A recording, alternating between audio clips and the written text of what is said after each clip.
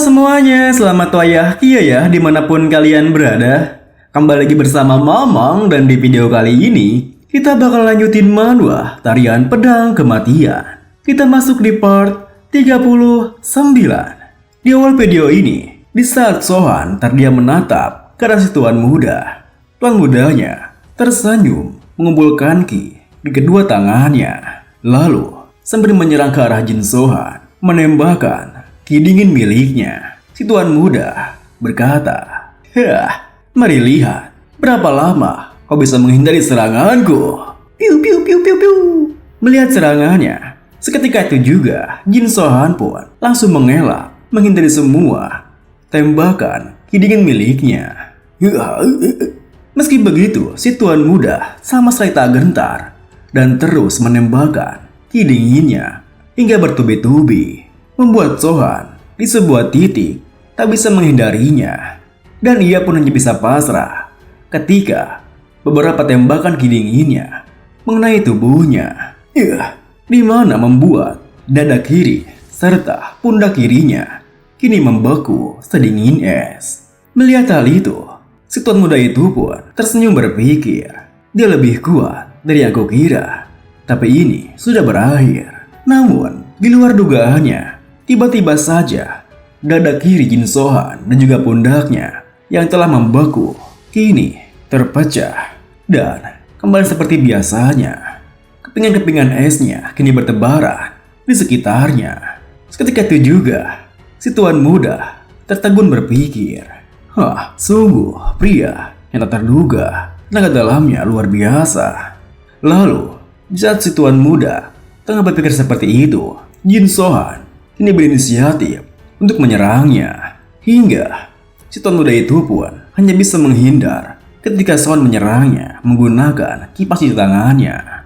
Namun karena merasa jika pergerakan Sohan lebih lama dari sebelumnya, si tuan muda itu yang melihat sebuah celah kini menyerang balik Sohan sembari berteriak, pergerakanmu jadi lebih lambat, kau seharusnya bisa lebih baik dari itu."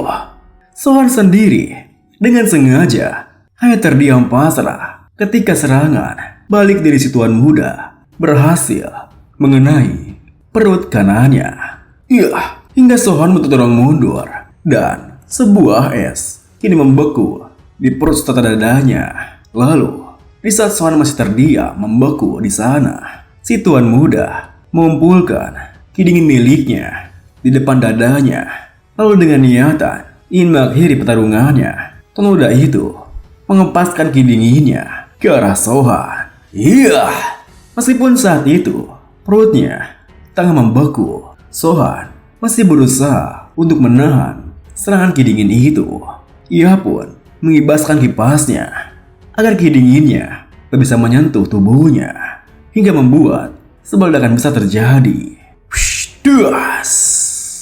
Kemudian di tengah asap yang masih mengepul setelah ledakannya, ketika Sohan masih terkena efek dari ki dinginnya yang mana semakin memperparah keadaan tubuhnya, dari kepala asap di depannya muncul bayangan si tuan muda yang melangkah mendekat mengambil kipas Jin Sohan yang terjatuh akibat tangannya yang membeku. Kipasmu sudah di tanganku. Sekarang kau mau apa? Meskipun si tuan muda mengatakan hal seperti itu, Sohan tetap menutup mulutnya, tak menjawab sepatah kata pun, yang membuat si tuan muda kini tertawa begitu puas di depannya.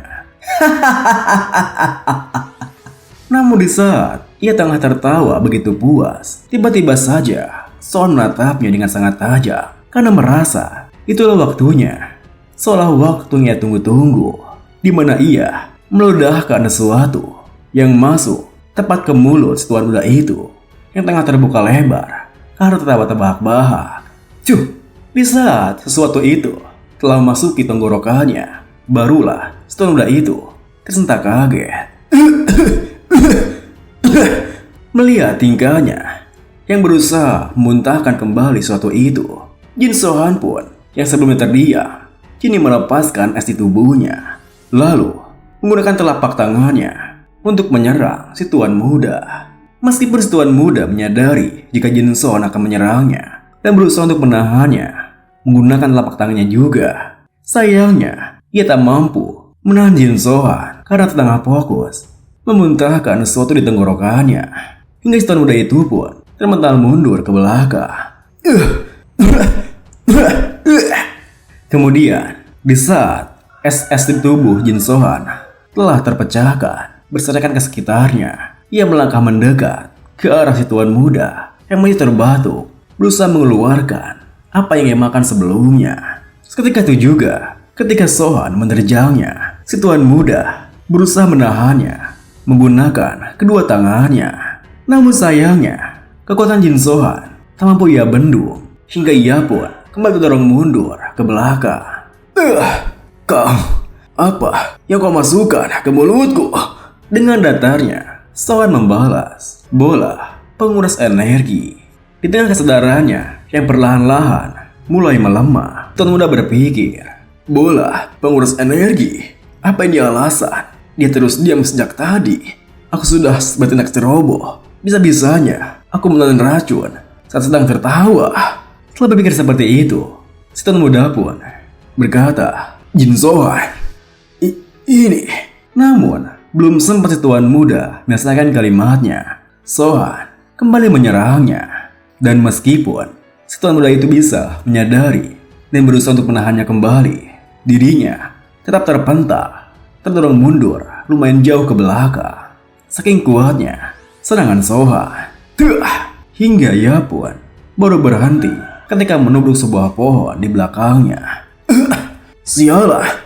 Lalu, belum sempat si tuan muda itu bisa berdiri, Jin Sohan yang telah tiba di dekatnya langsung mencengkram rambutnya. Dan meskipun si tuan muda itu berusaha menyerang balik dengan telapak tangannya tak lagi bisa menggapai karena kekuatannya yang perlahan menghilang. Dengan wajah dinginnya, Sohan mengangkat tangan kanannya dan menampar keras pipi kiri si tuan muda. Tak hanya sekali, Sohan menamparnya berkali-kali hingga pipi kiri tuan muda itu tak terlihat lagi seperti biasanya yang berdarah, hancur, tak beraturan. Berhenti. Namun meskipun si tuan muda itu tengah mohon ampun padanya, Sohan malah semakin ingin menghajarnya. Dengan sangat brutal, ia kembali menghantam pipi kirinya dengan sangat keras. Plak, plak, plak, plak, hingga darahnya berceceran kemana-mana. Saat kemudian, pipi kiri sang tuan muda pun kini menjorok ke dalam, tak beraturan. Hingga ia hanya bisa pasrah ketika darahnya terus mengucur keluar dari mulutnya. Dengan dinginnya, Jin Sohan kini melepaskan cengkeraman di kepalanya, hingga si tuan muda terkulai lemas ke tanah. Meski begitu, Sohan masih ingin untuk menyiksanya, di mana ia kini mengeluarkan kedua pedang kembarnya. Dan dengan satu hentakan, ia menancapkan kedua pedangnya tepat di kedua paha si tuan muda itu, hingga dirinya kembali berteriak kesakitan. Saking sakitnya, si tuan muda itu pun terkulai pingsan, tak bisa menahan apa yang dirasakannya. Kemudian Sohan pun menarik tubuh si tuan muda itu dan melangkah pergi menuju ke Ilsaeng yang tengah bertarung dengan kedua penjaga si tuan muda. Di dekat sana, di mana Ilsaeng tengah bertarung melawan kedua penjaga si tuan muda, Ilsaeng sendiri nampaknya tengah babak belur setelah bertarung beberapa saat dengan mereka. Tentunya mereka berdua pun juga sama babak belurnya.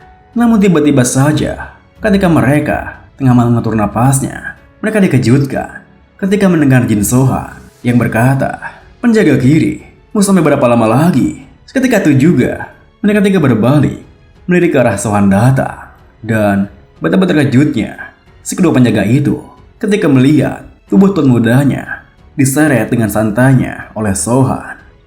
Tuan muda! Melihat hal itu, Ilsaeng pun tertawa terbahak-bahak, begitu puas. Mendengar tawanya, Sohan yang merasa aneh kini melemparkan tubuh si tuan muda sembari berkata, kau tertawa? Apa yang kau lakukan dari tadi? Apakah masih belum selesai mengurus mereka? Namun, alih-alih menjawabnya, Ilsaeng malah terus tertawa hingga perhatian Sohan tertuju kepada kedua penjaga si tuan muda yang sangat terkejut melihat keadaan tuan mudanya. Oh, dengan sengaja, Sohan menendang tangan kiri tuan muda yang membuat kedua penjaga yang menyadari jika tuan mudanya tengah tidak sadar langsung berusaha berlari menghentikan Jin Sohan. "Woi, berhenti di sana!"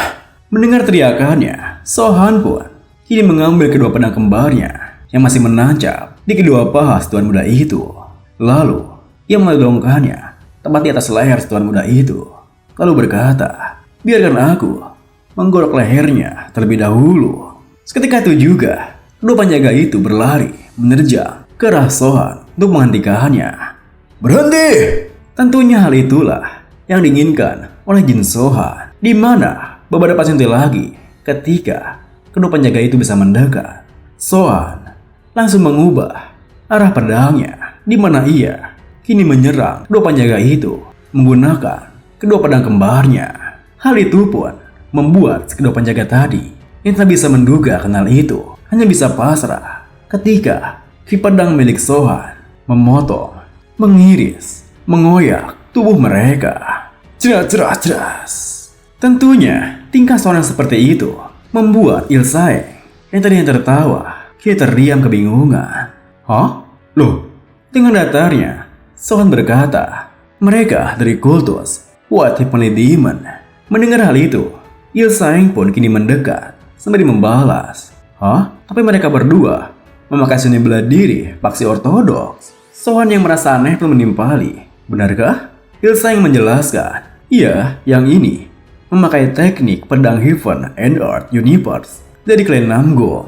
Dan hatunya, aku tidak begitu yakin itu teknik telapak tangan yang tidak jelas dari sekte mana. Namun seni bela diri mereka ada di level seorang patriark yang terkenal. Dan apa dia masih hidup?" Sohan pun melirik ke arah tuan muda, membalas, "Ya, dia masih hidup." Ilsaeng kembali bertanya, "Kenapa kau mengampuninya?" Sohan tersenyum menimpali, "Memangnya ada alasan lain selain untuk menyiksanya?" Tentunya jawaban Sohan membuat Ilsaeng sedikit terkejut. "Oh, kau juga sudah belajar cara melakukan itu?" Dengan senyum sombongnya, Sohan berkata, "Kau tidak perlu belajar cara untuk menyiksa orang." Mendengar jawaban Sohan, Ilsaeng pun seketika mengerti maksudnya. Setelah mengingat kembali tubuh Sohan yang penuh dengan luka, hingga ia pun membalas, "Ya, aku rasa itu benar." Beberapa jam kemudian, malam harinya, di pavilion Paksin Ortodoks Chang'an, di sebuah kamarnya, terlihat si tuan muda itu yang terbangun setelah pingsan beberapa jam. Di mana aku?" Di saat ia terbangun, muncul sosok pria yang mendekat ke arahnya. "Oh, kau sudah bangun." Mendengar perkataannya, tuan muda itu pun langsung bertanya, Siapa itu?" Pria di sana menjawab, "Aku, Lihario."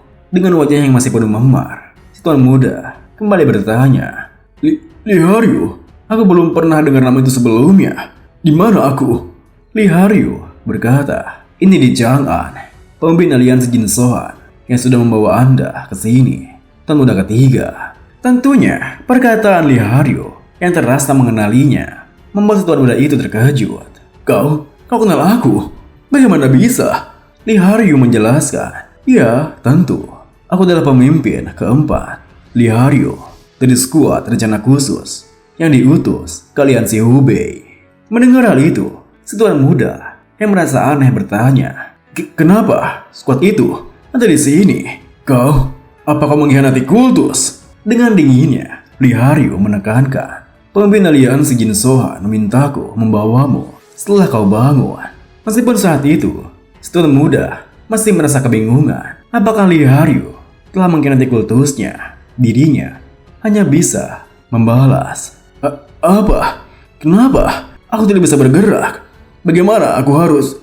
Namun, belum sempat si tuan muda itu menyelesaikan kalimatnya, Lihario langsung mencengkeram kerah bajunya, memaksanya untuk bangun.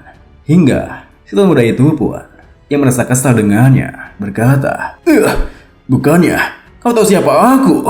Namun sayangnya Lihario tak menjawabnya dan langsung membawanya pergi keluar dari ruangannya. "Ayo pergi."